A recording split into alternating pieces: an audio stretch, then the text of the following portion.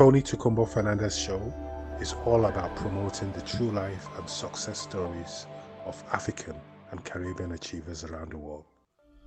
If there's a product or initiative you wish to share, feel free to give us a call. The number is 0788 280 9005. A very warm welcome to all our listeners around the world. You're welcome to the Tony Tukumbo Fernandez show, promoting the true life stories of people making a difference around the world. So if there's an initiative you want to share, feel free to give us a call. The number is 0788 280 9005, or visit my website at www.myfernandez.com. We have some amazing guests lined up for the rest of the year, so we'll also keep you posted. We also have lined up in the next few weeks the new councillor of Sodok, Mayor Sonny Lambert. He's also going to be on the show because he's been consistent over the years in making a difference. Talking about making a difference, we have a wonderful guest today. So we're moving all the way to London to speak to a profound gentleman who is a high successful educator with over 40 years experiences in education, public sector, the police. So it's so lovely to meet, I have to mention, Bradford-born Anthony Lane, currently living in London, a wealth of experience. So lovely to meet you this evening. How are you feeling today? I'm feeling great. I'm feeling absolutely amazing. So thank you for having me on your show. It gives me an opportunity to talk about the wonderful people that enabled me to create the book we're going to talk about today. Yeah, and we're going to be talking about that special book shortly. But as you know, this show travels around the world every week in different regions. Can you just tell our listeners around the world, especially those who don't live in the UK, a bit about yourself, your background, and the things you're most passionate about in life? Absolutely, Tony. First of all, as Tony said, my name's Anthony. I'm born and bred in Bradford, Yorkshire. Went to Buttershaw Primary School in Buttershaw. And I can remember fondly my early years in Bradford. And Bradford will always have a place in my heart because that's the place I first walked on concrete. In other words, when I was born, I remember running as a small child through the pebble streets with my cousins and my Auntie Betty in Bradford. So those memories never go. Even 60 plus years on, those memories are still there. We relocated back to London. Well, the mum came into London on the Windrush, mum and dad. And then they relocated back to London because obviously up north in the late 50s, early 60s, there was very little work. So work was available for my dad here in London. So we came to, first went to Forest Gate for a short time. Then we went to Essex Road. Remember, we lived at Colford Road on the top of a house. And then we moved down to Hackney to what was then the notorious Kingston Estate. It's very much a sought-after place to buy a property because it has such a exciting checkered background. So people who have money want to buy a flat on the Mead. So I grew up there for my teenage years, and then when I got older, mummy managed to buy a property in Edmonton, and then we moved to Edmonton. Then I eventually moved out, got married, and I started my own family. But my whole life is really, my working life has been in London. Working with some amazing people in education. I can remember my first day in school in 1979 in a school called Marla in Tower Hamlets. And I was teaching pan, I was teaching steel pan then, and that was my first experience of teaching and learning. And I was there for 10 years and then decided I'm going to be a head teacher. That was my passion. So I went off to university at the age of 29 and I did my Bachelor of Education and went off to North London Uni, fulfilled my expectation around degrees. But I always wanted to have a degree in education. And I left the university in 1993. And as I said, I was always doing to become a head teacher to run my school in such a way that children enjoyed being at school every day. And I became a head in 2000, that was my first headship. And then many more headships came to follow. So that's kind of my background. Yeah, Bradford born, London raised, and I've just given to public sector all my entire adult life. Bradford born, London raised, making a change in people's life every day. And today we're here to speak about your latest book, Autism, a Superpower. Um, and in the last week, I've been sharing this initiative about this latest book. And I've had so many comments and a lot of interest in it. So it's something which is very relevant in today's world. But what inspired you to write this book, first and foremost? And what's been your journey like with autism? Well, my journey with autism has been very personal. And as I said, this book is written from a personal, professional, and observational experience. Personal being my son is on the autistic spectrum. The young man I raised, and the story about how this book came about will come in a second. A young man I raised as a head teacher, but I got really close to his father, and he's came to my school at the age of 4 years old after going to many, many schools that wouldn't have him because 20 years ago, 21 years ago, primary schools were not equipped to take children with severe autism. And special schools at that time was closing. So there was limited spaces for special education needs young children, especially in the reception ages, the early years. So I took this young man in and it kind of grew with my family and his dad. When I left that,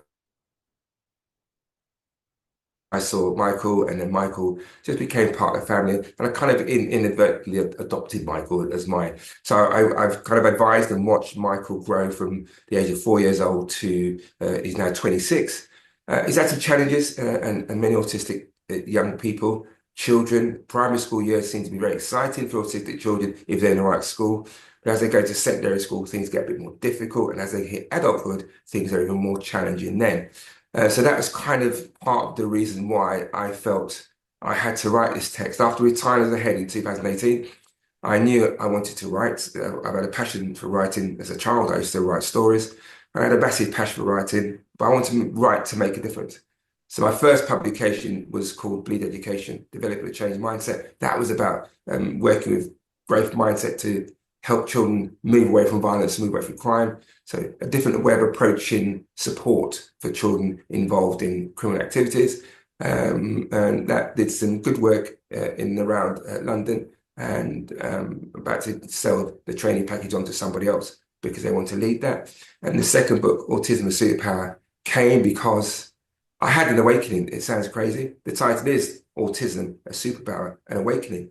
I had that awakening. The title came to me, and it came to me because I saw so many different young people do amazing things who were autistic or neurodivergent. So I decided to start to pen this book. And I wrote this book chapter by chapter. And the reason why it took me 2 years is because over those 2 years period, I was picking up different pieces of information from different people. I was observing people, talking to families, talking to parents. And there's a chapter here in the book called A Prisoner in Their Own Home. And I spoke to parents who had autistic children who felt like prisoners in their own home. So it's important that I captured the voices of those individuals and those families to make this book an authentic piece of work. So for me, the journey to start writing this book came when I had time. As a head, you've got no time to write a book. And the only time you can start doing these things is when you retire. And I retired and I was ready to start putting pen to paper, to say put it. And this book, my second book, was born. And my third book is actually due to finish at the end of July, which is linked to this book, Autism, the Superpower also. So yeah, that's how it came about, Tony. Okay, so taking what you've said just now into consideration, what would you say in today's world are the greatest misconceptions about autism? I think the misconceptions come from a lack of knowledge of autism. And we're gradually moving away, especially with younger children, around the stigma associated with autism. I write a chapter about culture and autism. And the reason why I write about culture, because as a head, I came across many parents from different backgrounds, who would see autism in somewhat a curse on the family. Sometimes they'd see autism as something that could be either preyed out of the child or disciplined out of the child. And some parents just refused to accept that their children were different. And there's nothing wrong with being different. Society told them there's something wrong with being different, but in reality, difference is what's made the world what it is today. So, those misconceptions are there. Misconceptions like, did you drop your child in the head when they were small, hence why they're autistic?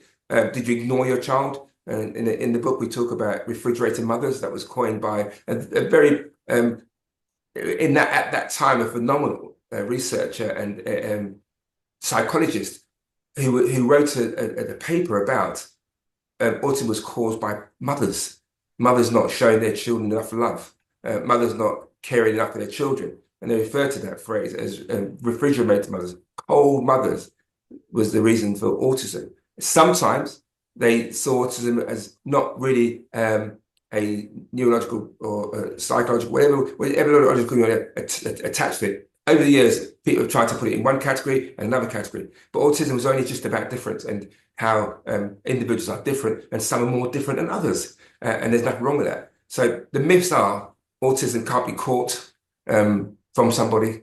Autism doesn't choose a person. It doesn't. It's nothing you do that happens. It is something that comes about in some people. Just like anything, if it's not complete, if something's not complete, it will not look the same as something else. If you try to recreate a painting and you use one less color in the original, it will look similar but not the same. Let's look at autism as being that different, and there's one thing about that individual that has made them different, and sometimes that difference is profound, and sometimes that difference is subtle. But I believe we all have some element of neurodiversity within us. We just haven't found it or haven't seen it, or we've used and managed to mask it or managed to adapt to not let it become a challenge for us. So the myths are clear, Tony. Autism is not a curse. It's not a punishment. Autism is not an illness to be diagnosed. It is a difference that some people are born with and live with and have flourished through society with. And one of the chapters talks about innovation and neurodiversity. Some of the greatest minds were neurodivergent. Some of the greatest people that invented the light bulb, they had to be different in order to see that actually you can create light without using flames. And that's what neurodiversity is all about. It's a difference that exists within us. And it also ties in neatly with your title, Autism, a Superpower. How important are books like this in today's world, and why? These kind of books are really important because I've had people make contact with me since publishing Autism Superpower. I've had parents thank me for writing it. I've had people say to me, "Oh my God, I can't believe this is so me," or "This is so my partner." And the fact that we use the word superpower, we've got to use the word superpower very, very carefully, because what it could also is a burden, not a strength. And I use the superpower as a strength. And that strength is a strength of mind, a strength of body, and a strength of spirit. So the superpower in this context is not making an autistic child think they've got to be amazing. It's just saying, whatever your power is, it's yours. And the Autism Superpowers is born from the fact that we have some amazing people who are neurodivergent, who are making a massive difference in the world today. And actually, some recruiters are looking just for neurodivergent people because their certain skill set and how they view the world is what they want. Remember the days when we was striving for diversity in businesses, because it was believed that if a business is run by the same type of people, it can only feed the same type of people, and the only customers are the same type of people. We're trying to spread diversity across business, across education, across public sector, private sector, because neurodiversity is part of that difference that we need to encompass in what we call diversity. So this book does highlight some key individuals. I've got like 7 people in here that are neurodivergent. Some of them you'll know. I won't give you anything away. Some of you will know. Some of you didn't realize they were neurodivergent or autistic or dyslexic or dyspraxic all the terms that come under the umbrella of ASD. You just didn't realize these people are who they were, and they've been working with, and I'm not going to call it a challenge because it's only a challenge if society makes it a challenge. I'm going to call it a opportunity for them to flourish their difference in a society that is welcoming and excited about what difference looks like and feels like. Okay, we're just about to wrap up right now. So I just want you to take 2 minutes to hold that book once again for our viewers to see.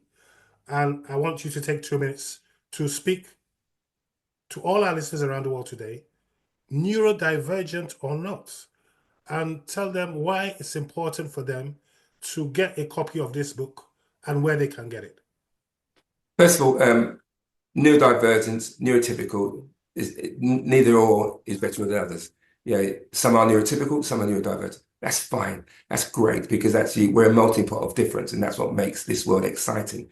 I kind of need to thank George Matheson because there's a chapter in here credited to George Matheson. It's about masking. And George is a phenomenal person. He's a CEO of an organization called Decacy. And if you see the book, at the back of the book, Decacy is marked. And with George's honesty, his support, and his belief, is one of the reasons why this book has actually come to press. I met George 3 years ago, and I recognized George's superpower and his neurodivergence, and we've kind of spoke about it, and we looked at ways we can do that. The book's available on Amazon. It's also available on my website. I've got a website which is called neurolearn.online. And that's a website which is there for neurodivergent and neurotypical people to understand how to use technology to support their challenges. Challenges not with their divergence, but challenges in navigating society, because we've still got a lot of ignorance outside of our safety, of our homes.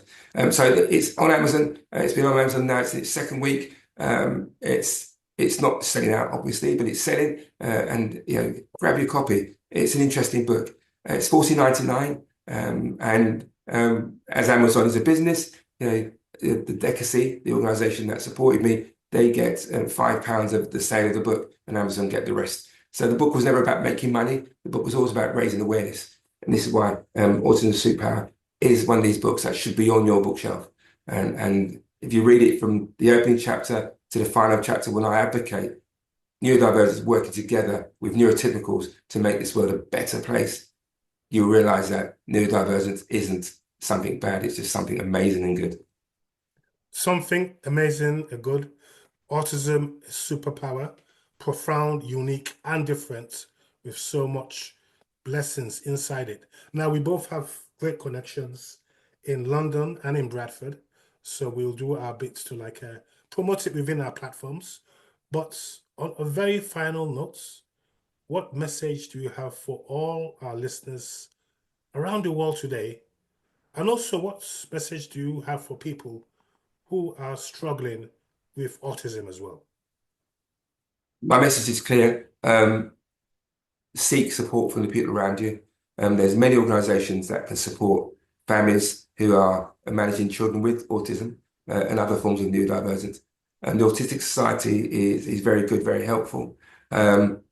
You can reach out to Decacy. You can reach out to Tony. I mean, Tony has a wealth of connections with different people that can help there to support you. Reach out to NeuroLearn Online, and we'll be there to support you also. All I want to say to our listeners around the world, let's embrace what is different, because difference is what makes this world go around. It really does. And until society recognizes that the superpowers that inherent, those superpowers inherent in those amazing people are the things that are going to make this world an even better place. So if you get your copy, enjoy it, and send me an email. You can send me an email at info@neurolearn.online. Drop me an email, let me know what you think. I've asked people to, when they buy their copy, take a photograph of them holding their copy and just post it on social media, just to let everybody know that they've got their copy and they need to get their copy also. Thank you, Tony, for allowing me on your show to talk about my book. And I hope those of you that haven't got it and you do get it, you enjoy it. And those of you who already have it, I hope you're enjoying it. And I'll be in Bradford next Friday and with Tony. And you want to see me there, please come down to our event, to Tony's event next Friday. where I'll be there as well. So Anthony Peltier is going to be at our event at the City Library in Bradford next week, Friday, the 20th of June at 5 p.m. on the dot, where we're going to have our open day for our public speaking event initiative. I've just been thinking of Anthony. I mean, neurodivergence or not, there is a beauty in embracing what's different anyway, and a wisdom behind that. And I think in life generally, we still need to embrace what is different and unique. And it's so lovely to have you here. Congratulations on this. Keep shining all the way. And I look forward to seeing you next week, Friday. God bless you. Thank you, Tony.